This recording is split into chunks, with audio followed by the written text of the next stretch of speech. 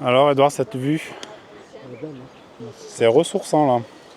Liqueur de cèpe et morille. Alors là, j'ai jamais entendu ça. Magret séché, rocamadour, noix et miel. Là Edouard, on se fait un joli fessier encore.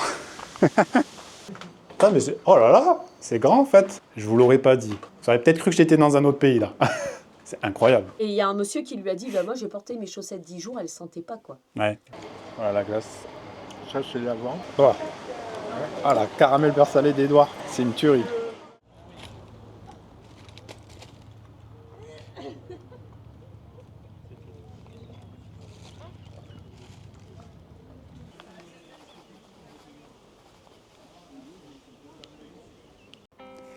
Tadada, et bonjour à tous, bienvenue. Cette fois on n'est plus en Auvergne. Je suis accompagné d'Edouard qui vient échanger le rôle et qui vient visiter le Lot. Et aujourd'hui je vous emmène, regardez-moi cette vue derrière déjà, à Hautoir, que je ne connais pas non plus. À vrai dire je ne connais pas non plus énormément le Lot, parce que je suis originaire plus de l'Aveyron. Une petite occasion de faire une vidéo pour en apprendre un peu plus sur ce beau village, et il y a pas mal de rando à faire aussi. Donc il y a visiblement une cascade, le village d'Hautoir, que je vais vous faire des petites images, et puis voilà. Je pense qu'on va faire ça en toute simplicité, comme d'habitude, vous me connaissez, et puis on est parti. Allez hein, let's go!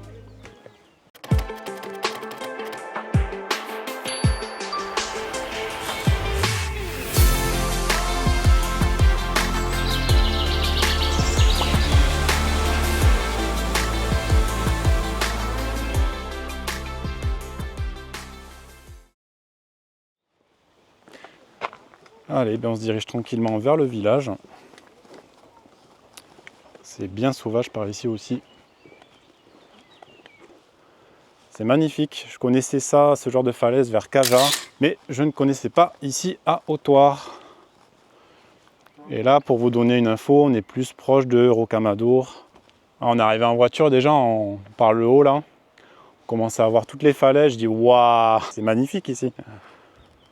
Et dès l'entrée du village, on tombe sur ce beau château qui date du 15e siècle visiblement, le début de construction, le château de Limargue. Tout est de cette époque. Ah ici il y a vraiment... ça a vraiment gardé son charme et son côté authentique aussi. Et au détour d'une petite rue, c'est mignon comme tout hein. Arrivé sur une petite place avec sa fontaine. Un resto bondé. Et oui, on est en saison touristique.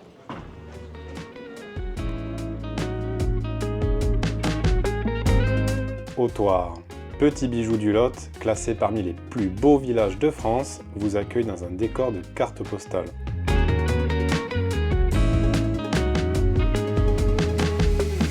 Blotti au creux d'une vallée encaissée et bordée de falaises impressionnantes, ce village séduit par ses maisons en pierre aux toits bruns, son atmosphère médiévale et surtout sa cascade vertigineuse de 30 mètres. On le surnomme parfois le petit Versailles du Lot, en référence aux élégants manoirs et demeures de charme qui jalonnent les ruelles. C'est un lieu parfait pour une escapade paisible entre nature sauvage et patrimoine authentique. Bon, le village est tout petit, on fait vite le tour. En tout cas, c'est très mignon. Pour les camping-caristes, c'est bien pratique. Il y a double parking, on peut prendre son petit repas tranquillement. Ou en van aménagé d'ailleurs. Je crois qu'il y a un parking même au-dessus là. Il y a des gens qui pique-niquent. Là, on a été curieux parce qu'ils vendent de la liqueur de cèpe et morille. Alors là, j'ai jamais entendu ça. Franchement, je demanderai à goûter. Pour les amateurs de champignons. Et nous rentrons dans l'église Saint-Pierre.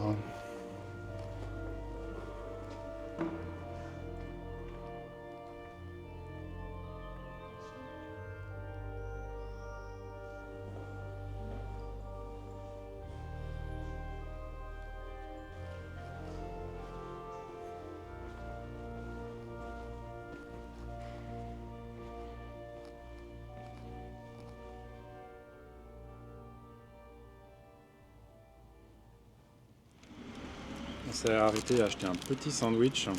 Magret séché, rocamadour, noix et miel. Celui d'Edouard. Magret séché, rillettes de canard. Allez, c'est bon. Il est délicieux. Le rocamadour, là, il est abusé. Tiens, comment on se retrouve? Je pense qu'il y a une variante ici, la Via Arvena, que je ne connaissais pas. Allez, on se met en route pour la rando cette fois, direction la cascade d'Autoire. Et on a fini sur nos petits sandwichs là. C'est une tuerie, trop bon. Si vous venez là, franchement, n'hésitez pas. L'Ortoiloise, il me semble, le nom de l'enseigne. Et c'est donc depuis le parking où nous sommes garés que nous allons nous diriger vers la cascade. Dans ce magnifique lieu, qui n'est pas si loin, il y a 1 km 100. Alors on découvre, c'est pas vraiment une découverte, c'est un peu la région, il y a beaucoup de noyers par ici. Et ça te rappelle des souvenirs, Edouard, je crois. Oui, parce qu'étant gamin, à côté de chez mes parents, on avait des noix grosses comme ça. Et j'ai jamais retrouvé ces noix standards, mais des grosses. Ouais, c'est une région à noix ici, surtout la Dordogne, qui n'est pas loin non plus. Une forêt de bambou juste en dessous de nous.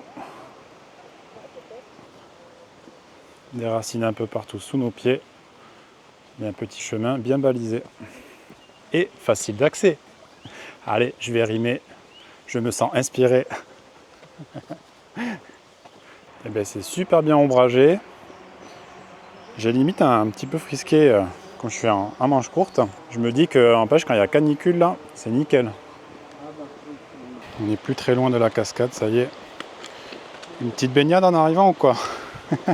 Je pense qu'elle doit être un peu froide, ouais. C'est clair.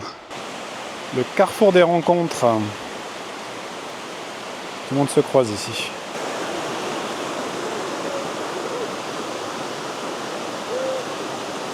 Bon, évidemment, il y a pas mal de touristes. Mais waouh, en vrai de vrai, je crois que ça doit faire... Ouais, 5 ans, 5-10 ans que j'ai même pas vu une cascade. Et non, je vous dis des bêtises, que j'étais à Gavarnie il y a 2 ans. Là, je vous la ferai pas en mode Instagram où il n'y a absolument personne. C'est bondé de monde devant la cascade là.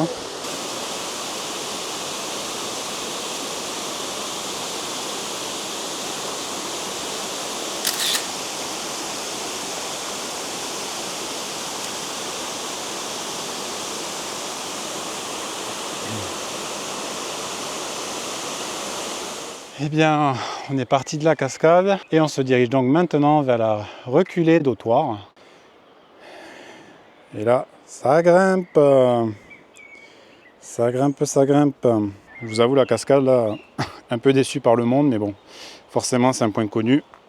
Et comme c'est pas hyper vaste, et forcément, il fallait s'attendre à des touristes, ce qui reste agréable et à voir, bien évidemment. Il y a des gens qui font de l'escalade juste en face sur les parois. Pas étonnant, il y a de quoi faire, je pense. Eh bien, ça me promet. Hein. On a croisé une personne qui nous a dit « Waouh !» La vue à l'arrivée, là où on va, ça promet. Hein. Eh bien là, c'est carrément de l'escalade de ces marches. Ben donc, on se fait un joli fessier encore. Et la cascade, vue de dessus. On était juste en dessous. On vous a vu. On vous a vu ici. C'est là où on va. Allez, on continue notre montée. Trop sympa en fait ici. Et là juste au-dessus. Tu sais que ça m'a l'air profond là, Edouard? Non, n'empêche. Ouais. Enfin profond. Quoique, hein, il y a un beau trou d'eau là quand même. Hein. Ah, on arrive au bord de la route. Ça y est, je repère. C'est là où on est passé en voiture en arrivant, Edouard. Ah, là. Ah ben oui, je reconnais là. On est passé devant en voiture pour se diriger vers Autoire. Sauf qu'il n'y a pas d'endroit pour se garer. Donc on a dû tracer. Ouais, c'est ça. Ça y est, je vous l'annonce. Je crois que j'ai trouvé mon nouvel urbex. Ta-ta-ta-ta-ta. Ta-ta-ta-ta-ta. Eh. Petite pause photo en direct. Allez, c'est parti pour l'exploration du jour. Ah non, il y a un mur en dessous. C'est fermé. J'ai rien dit. Je croyais que ça allait loin dans les souterrains, dans les profondeurs de Autoire. Si c'est pas mignon ça.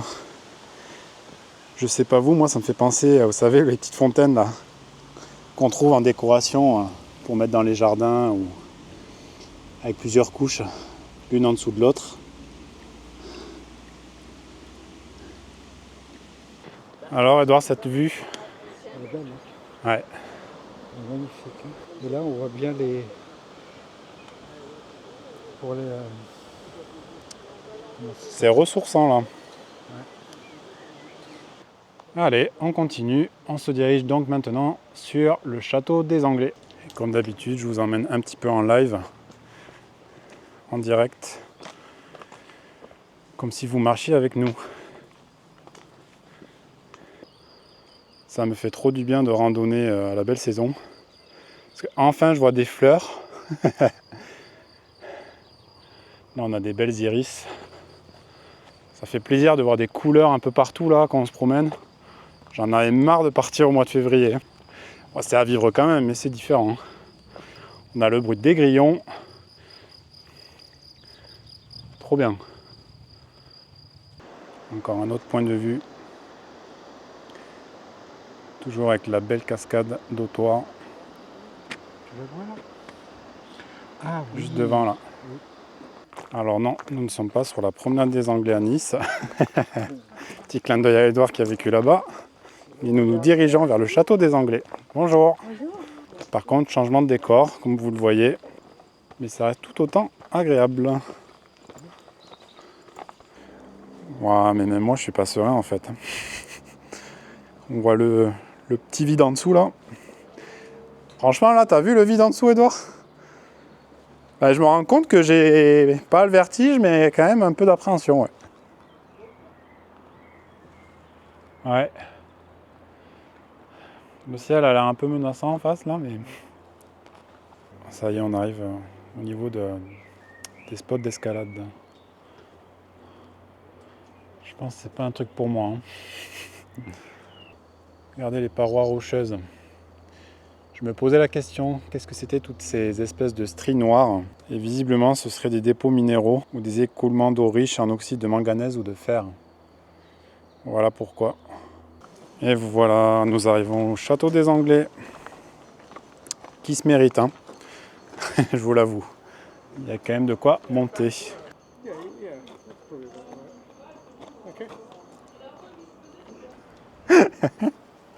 Bon, après nos conneries avec Edouard, je vous passe le détail.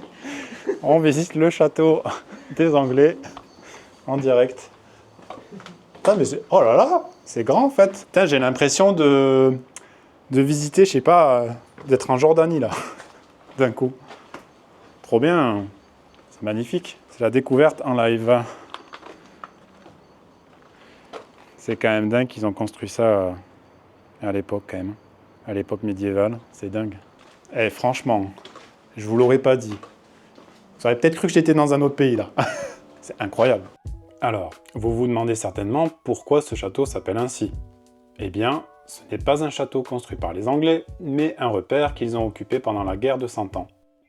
Perché dans la falaise, ce refuge stratégique leur permettait de surveiller la vallée et de résister aux assauts. Et même après leur départ, le nom est resté gravé dans l'histoire et dans la roche. Ah, ça commence à souffler là, sévère même des fois. On repart, on presse un peu le pas parce que j'avoue que le ciel commence à être un peu menaçant de l'autre côté. Et comme on a vu qu'il doit pleuvoir, le vent s'est vraiment levé là. Des chèvres angora. On se dirige vers une ferme là qui vend des produits locaux. Vente de mohair, la laine. Safran, lavande, laine de mohair. Ouais, c'est très sympa. Trop mignon quoi. Encore un endroit recommandé. Je pense que c'est une valeur sûre. J'adore les couleurs quoi. Couleurs bien vives. Vous voyez un peu celui-ci, donc les chèvres vont être un peu plus vieilles. Oui. Et en fait, vous voyez, c'est parce que la fibre du cou est plus... Regardez. Et comme c'est ouais, des c'est marrant. plaids, on va mettre sur le Il y a canapé. 3 textures différentes vraiment. Voilà, parce que ça va mettre sur le canapé, on va mettre ses pieds, on va s'asseoir, on va mettre les coudes. Et comme on s'en sert, vous savez, comme doudou et tout, Ouais. c'est quand même plus... On va un peu le violenter. Il y a du frottement, etc. Ouais, il y a du quoi. frottant. Donc du coup, celui-ci va être plus résistant. Mais vous voyez, on a aussi une Ouais. brillance. Voilà. Une petite question, est-ce que par exemple c'est mieux ou c'est équivalent à la laine mérinos par exemple, qui est assez réputée pour sécher rapidement, justement pour la randonnée? C'est une bonne question. La non, mais il a mérinos, dit que ça séchait très vite. Ouais, et connu parce pour que regardez, sécher vite et moins d'odeur aussi, au niveau de la transpiration, alors là, etc. justement, il Et j'ai disait, entendu vous parliez entendu d'odeur, pour le pull. c'est oui, ça. Oui, et il y a un monsieur qui lui a dit, moi j'ai porté mes chaussettes 10 jours, elles ne sentaient pas quoi. Ouais. Bon, déjà, rarement on garde les chaussettes 10 jours. Ouais. Hein. Déjà, quand le propriétaire m'a dit, quand je l'ai entendu 10 jours, je me suis dit, wow. Bon, après, effectivement, si on part... vous voyez, peut-être qu'il se met une paire la nuit, une paire dans la journée, et puis dans le sac à dos, il limite, et puis du coup, s'il n'est pas mouillé, ça lui fait 10 jours et il ne se prend pas la tête. Quoi. Et il a remarqué que 10 jours, ça ne sentait pas. Les chèvres angora sont utilisées simplement pour leur laine, plus que pour leur lait, quoi. Oui, voilà. Ah oui, carrément. Hein, Je vous remercie pour les informations, en tout cas. On est en pleine redescente, de retour vers la voiture, avec les belles couleurs du soir. Il est 18h, il ne fait pas froid. C'est ça. Alors que vous avez prévu de la pluie normalement. Et encore une fois, on a de la chance. Et on s'amuse à identifier les plantes autour de nous, dans toutes ces zones un peu ombragées et humides. Beaucoup de fougères évidemment, mais plusieurs types de fougères. Regardez par exemple, cette fougère, c'est de la langue de cerf, avec ses longues feuilles, comparée à la fougère classique, là, la capillaire. On apprend tous les jours un peu plus sur ce qui nous entoure. Bon, eh bien on arrive à la fin de cette petite vidéo. J'espère que vous avez apprécié cette petite balade mini rando à Hautoir. Je vais conclure la vidéo là-dessus. Donc prenez bien soin de vous et à bientôt. Et hop là, on rebascule à la journée du lendemain. Nous avons fait la visite de Rocamadour que je n'ai pas voulu vous filmer. Je garde ça peut-être pour le GR65. Et là, je vais vous montrer un petit spot assez méconnu qui n'est pas loin de Rocamadour et de Hautoir. On est à 10-15 minutes en voiture. C'est un spot où ils font des glaces fermières bio avec du lait de vache et de chèvre. Et donc ici, nous sommes à les goûts et les couleurs. Allez, je vous emmène, on va visiter et découvrir les nouvelles saveurs. Et donc voilà l'entrée.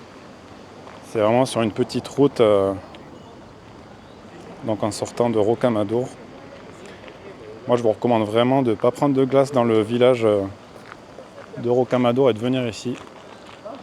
Parce que c'est vraiment une valeur sûre. Et regardez, on a les animaux autour, on a des petites tables calées, on peut se mettre au calme, au vert. Et on ira voir les chèvres qui sont juste à côté.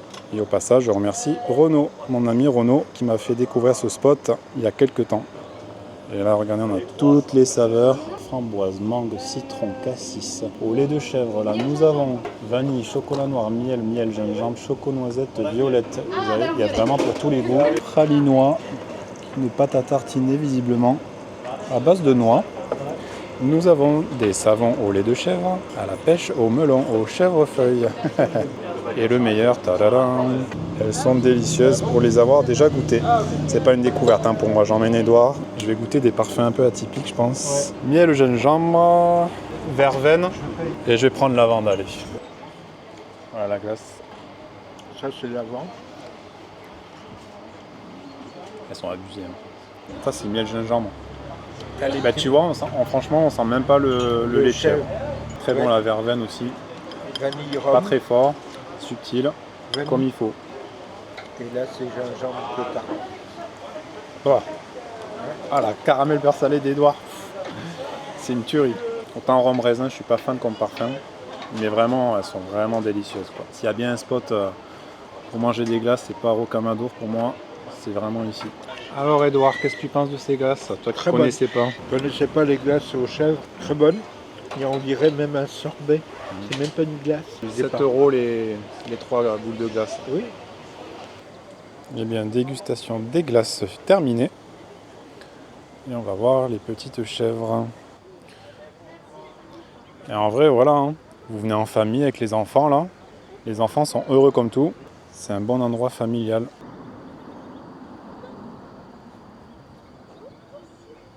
C'est chouette, hein? Tiens, regarde. Bonjour les biquettes.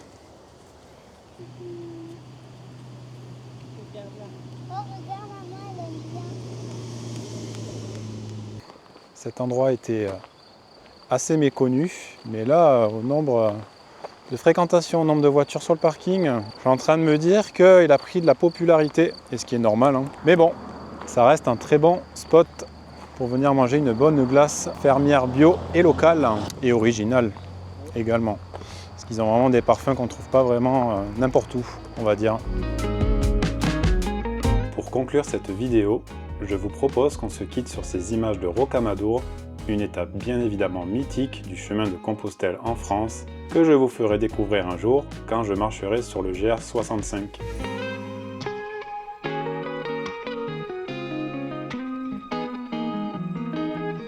Je vous dis donc à bientôt, surtout prenez soin de vous et on se voit dans la prochaine vidéo.